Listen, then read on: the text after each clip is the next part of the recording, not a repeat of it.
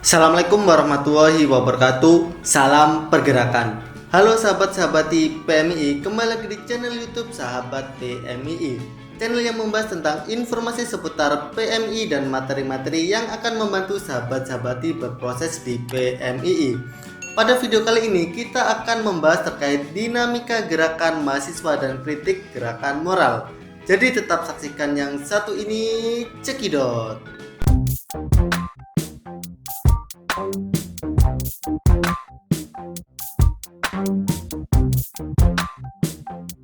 Pergulatan gerakan mahasiswa di Indonesia dilihat dari sejarahnya terus mengalami pasang surut yang dipengaruhi oleh berubahnya rezim yang berkuasa, tatanan ekonomi politik dan ruang lingkup sistem pendidikan yang diterapkan.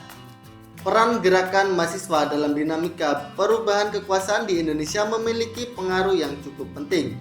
Seperti pada masa perjuangan kemerdekaan, pada masa perjuangan mempertahankan kemerdekaan, masa jatuhnya Soeharto yang melahirkan era Orde Baru, dan juga pada masa reformasi yang melengsarkan rezim Soeharto.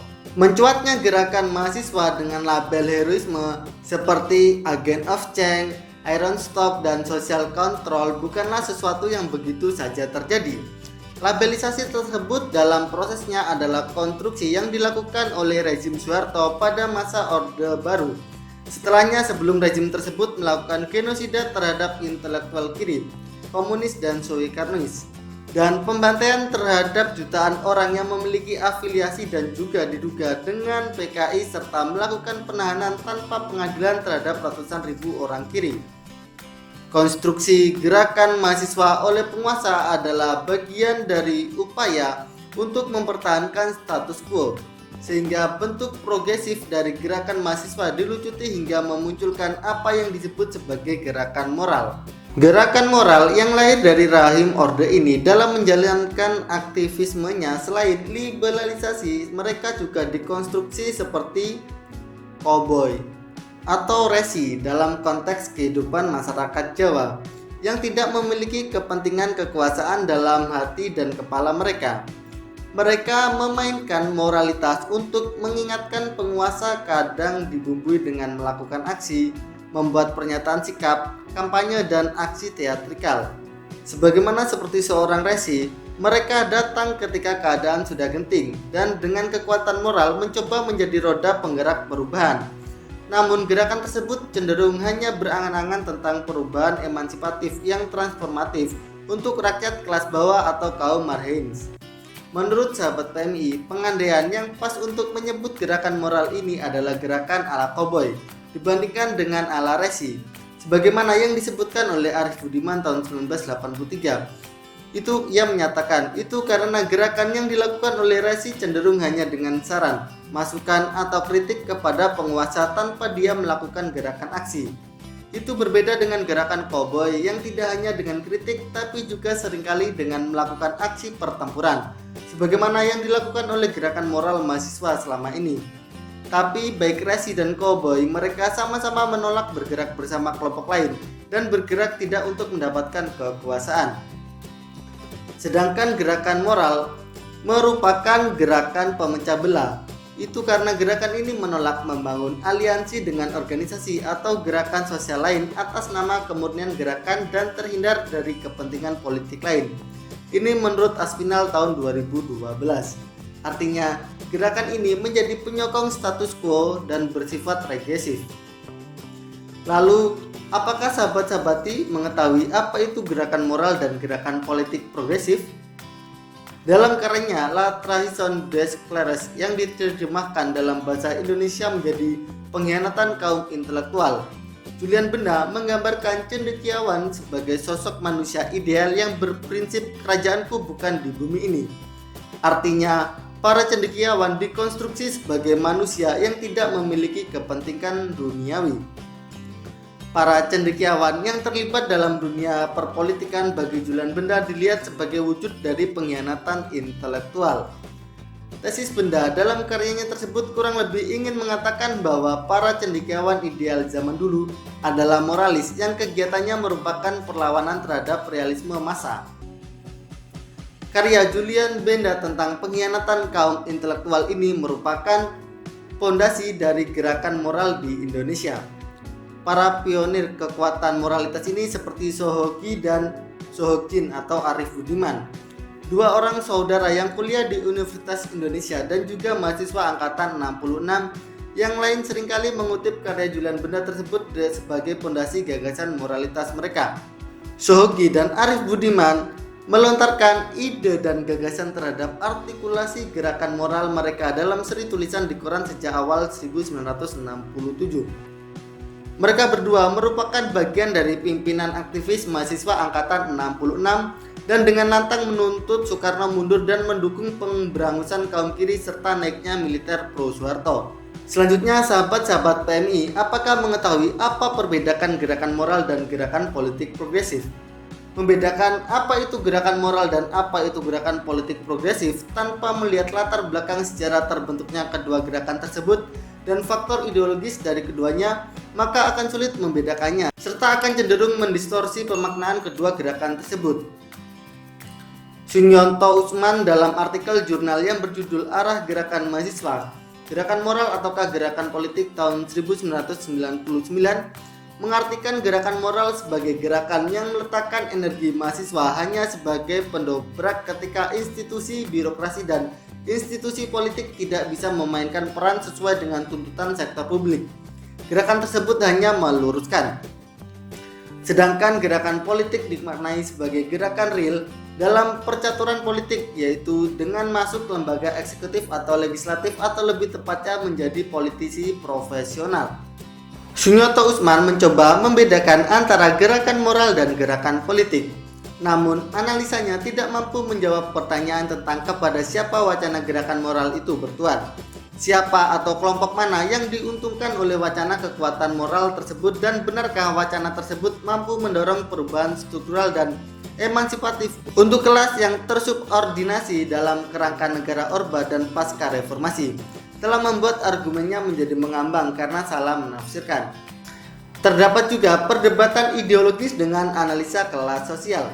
Berdasarkan pembahasan sebelumnya dapat diketahui bahwa gerakan moral juga merupakan gerakan politik, namun bersifat regresif, sehingga gerakan politik yang bersifat regresif ini kemudian disebut sebagai gerakan moral. Sedangkan gerakan politik progresif adalah lawan dari gerakan moral. Gerakan politik progresif adalah gerakan yang berdasar pada pembebasan sosial yang bersifat emansipatif dari relasi kuasa yang timpang di antara kelas berkuasa dengan kelas tertindas. Artinya, gerakan politik progresif tidak bisa dipisahkan dengan keberpihakan pada kelas bawah yang tersubordinasi dan tertindas.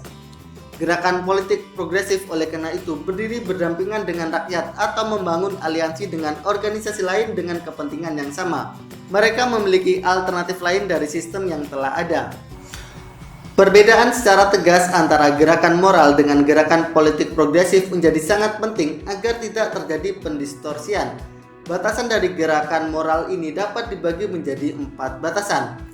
Pertama, gerakan moral menolak membangun aliansi dengan gerakan rakyat atau politik massa. Hal tersebut dilakukan atas nama kemurnian gerakan dan agar terhindar dari kepentingan politik. Kedua, dalam gerakan moral berdalih tidak ada ambisi dan kepentingan pribadi ataupun kelompok terhadap kekuasaan.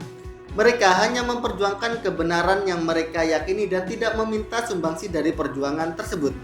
Ketiga, gerakan moral dalam melakukan gerakannya lebih berupa tuntutan koreksi dan peringatan. Mereka menolak adanya radikalisasi gerakan yang dianggap dapat mengancam stabilitas. Lalu yang keempat, gerakan moral mengkonstruksi diri mereka sebagai resi, agent of change, tulang punggung negara, intelektual pembaru, roda perubahan dan juga konstruksi heroisme yang lainnya. Konstruksi superioritas mahasiswa tersebut dilakukan oleh rezim Orba dengan melakukan depolitisasi identitas dan untuk membedakannya dengan pemuda yang konstruksi pemaknaannya merupakan para nasionalis pejuang kemerdekaan, penentang penjajahan, memiliki keberanian yang kuat dan lebih dekat dengan komunisme atau akar gerakan kiri di Indonesia. Dari batasan gerakan moral tersebut, maka gerakan moral memang menjadi arena yang selaras dengan ideologi kelas menengah yang memang merupakan mayoritas dari mahasiswa. Pengetahuan dan intelektualisme mereka merupakan produk dari relasi produksi kapitalisme yang bertransformasi mendukung hierarki pengetahuan di antara masyarakat. Memang mahasiswa ini menjadi kelompok yang lebih maju dan memiliki ruang untuk merespon berbagai persoalan sosial dan politik.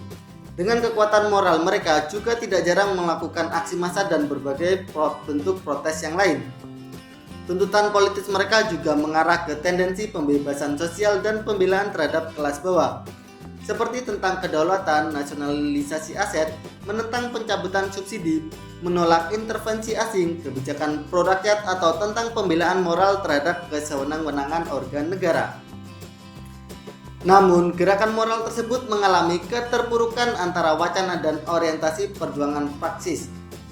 Hal ini dikarenakan mereka memisahkan diri dengan rakyat, tidak punya basis massa, menolak membangun aliansi, tidak memiliki alternatif lain dari sistem yang telah ada, menempatkan diri sebagai kelas yang lebih superior, bersifat spontanitas dan konservatif. Itulah yang membuat gerakan moral ini bersifat regresif. Karena gerakan progresif dan pembebasan sosial mereka berada di atas awan, tidak membumi bersama rakyat kecil. Dalam gerakan moral ini tidak bersifat menekan, tapi lebih menuntut dan memperingatkan atau bersifat top down. Kedaulatan dilihat tidak berada di tangan rakyat dan mereka menunggu kebaikan hati pemerintah. Ruang demokrasi yang dicita-citakan oleh kekuatan moral ini adalah tentang kebebasan privat yang tidak mengancam aspek sosial ekonomi mereka, tetapi abai terhadap pengekangan dan penghisapan kelas bawah. Itulah yang membuat gerakan moral ini dikonstruksi oleh rezim Orba, karena mereka yang digunakan untuk mendapatkan konsensus dari rakyat dalam membangun fondasi otoritarianisme Orba yang dilakukan gerakan mahasiswa angkatan 66. Artinya, gerakan ini tidak akan mengancam status quo, walaupun pada titik tertentu memerahkan telinga penguasa. Nah, bagaimana sahabat-sahabat di PMII? Itu tadi adalah pembahasan seputar dinamika gerakan mahasiswa dan kritik gerakan moral. Semoga dapat menambah pengetahuan dan wawasan kita seputar materi PMII. Apabila ada yang kurang jelas atau ada tambahan informasi seputar dinamika gerakan mahasiswa dan kritik gerakan moral, silakan sampaikan di kolom komentar. Dan apabila menurut sahabat-sahabat video ini bermanfaat, silakan share ke sahabat-sahabat PMII lainnya. Cukup sekian dari kami. Apabila ada kesalahan, kami mohon maaf yang sebesar-besarnya. Wassalamualaikum warahmatullahi wabarakatuh. Salam pergerakan.